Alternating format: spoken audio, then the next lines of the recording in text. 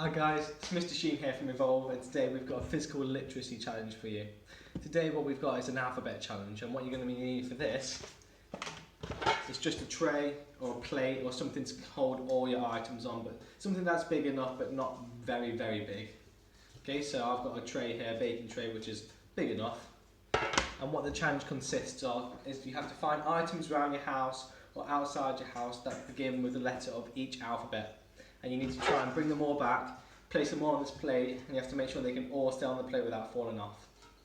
So for example, if I was to do A, first letter of the alphabet A, find an apple, put the apple on the tray, maybe just one, whole packet's a bit excessive. We've also got B, so for B I would find a book.